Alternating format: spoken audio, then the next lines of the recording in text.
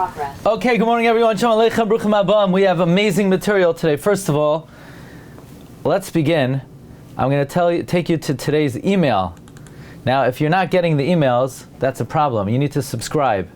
Go to RabbiDG.com and just subscribe, and then you'll be getting the emails. You know exactly what's happening. So, firstly, the campaign is live. Our annual campaign for Machon Maggid Harakiah is live.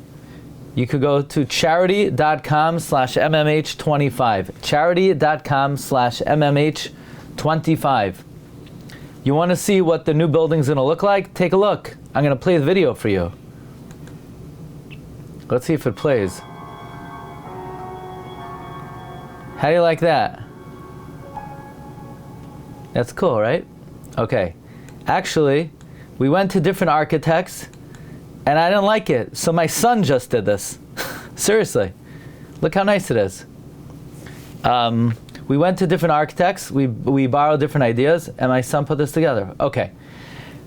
Pesacheinu Megadim. I can't believe it. We're already at the end of Sefer Bamidbar.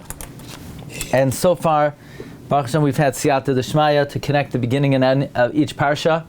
And in a way, Bamidbar is the end of the Torah. And we'll talk about that. Let's begin with Parshas Matos. Here we go. The truth is, one of the main places where it stirred my mind to connect the beginning and end of the Parsha is from Parshas Matos, the Ibn Ezra and Parshas Matos. Why the Ibn Ezra and Parshas Matos? You know, the Parsha begins in an unusual way. Vayidaber Moshe al Roshei HaMatos. Vayidaber Moshe al Roshei HaMatos? What do you mean Vayidaber Moshe al Roshei HaMatos? When do you ever have that expression, Vayidaber Moshe al Roshei HaMatos? Yeah, Vayidaber Moshe al Bnei Yisrael. This is the only Parsha that Moshe is speaking to the Roshei HaMatos. And the Parsha begins with the inyan of Nedarim. The Ibn Ezra says that at the end of the Parsha, the Bnei Gad and the Bnei Ruvain come to Moshe Rabbeinu, and they say their words, and Moshe commanded the Bnei Gad, Bnei Ruvain, they have to keep their end of the deal to fight before their brethren. And Moshe commanded the Roshei Avos Hamatos and the Nesiei Ha'eda. So the end of the Parsha, Moshe is instructing the Roshei Hamatos that what? The Pasuk says, V'hayotzei mipichem tasu, that they have to keep their word. The end of the Parsha, Moshe is commanding the Nesiim, the Roshei Hamatos, who are at the war front, to make sure the Bnei Gad and Bnei Ruvain keep their word. So therefore the Parsha begins, Vayidaber Moshe el Roshei Hamatos, and what does Moshe tell the Roshei Hamatos in the beginning of Parshas Matos? V'hayotzei mipichem Lo yachel devaroi k'chal hayotzei mipiv yaseh. Since at the end of the Parsha, Moshe is commanding the Roshei Hamatos to make sure v'hayotzei mipichem tasu on the Bnei Gad Bnei Ruvain, so the Parsha begins that Moshe spoke to the Roshei Hamatos, and he tells the Roshei Hamatos k'chal hayotzei mipiv yaseh. So the Ibn Ezra enunciates the principle that there's a connection between the beginning and end of the Parsha. So this is one of the places where I got it from. In other words, the reason this is the only Parsha in the Torah that Moshe speaks to the Roshei Hamatos is because in the end of the Parsha, Moshe has to tell the Roshei Hamatos to make sure the Bnei Gad and Bnei Ruvain k'chol v'hayotzei mipichem tasu perek lamed beis pasuk chav daled. Therefore, the Parsha begins. Moshe instructs the Roshei Hamatos that k'chol hayotzei mipiv tasu. Now, I want another connection between the beginning and the end of the Parsha. You know, Rashi points out, V'noivach halach, vayilkod es kanos v'esmnaiseha, vayikra la noivach b'shmai. Rashi says this word la is one of the only laws that doesn't have a dot in it. So Rashi brings from Rabbi Moshe Adarshan, the name of Noivach's city did not last.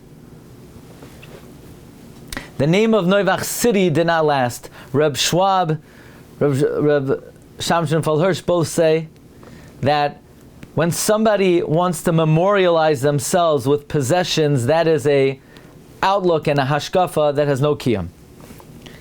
So I want to advance the following idea, connecting the beginning and the end of the parsha. The parsha begins, La yachel devarai Don't defile your word. What's wrong with defiling your word? Let's explain. You ever hear the expression, a person has a limited number of words in this world? I'm sure you heard that. I'm also sure you don't know where that's from. Is that a Gemara? No. Is it in the Zohar? No. It's in the writings of Reb Chaim Vital. Reb Chaim Vital, the Chidah brings it down, that a person's life is his words. When you say a word, a reality is created. The word is a part of you. The word is part of your life.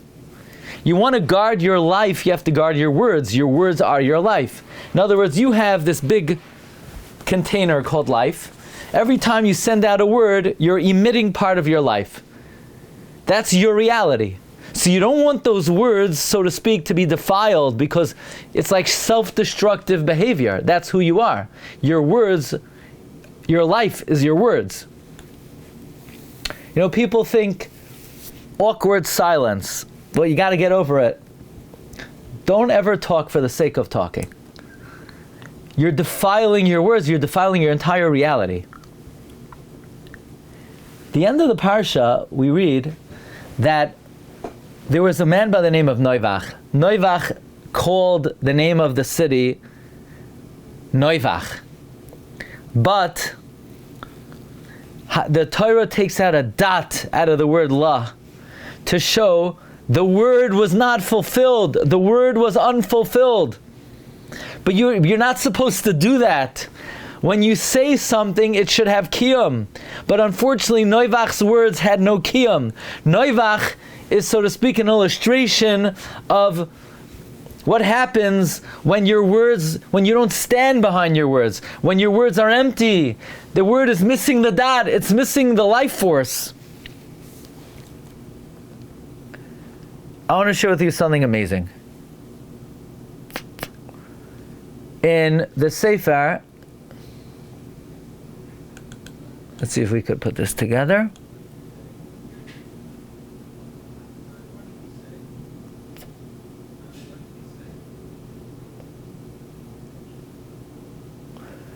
It says like this.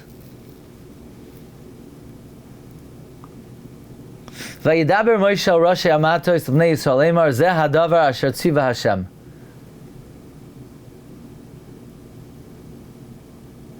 The Parsha ends, V'noivach halach vayokod es knas ves b'naiseha vayikra la noivach b'shmai. So in the Sefer Pri Chaim, let's see the original writing of it.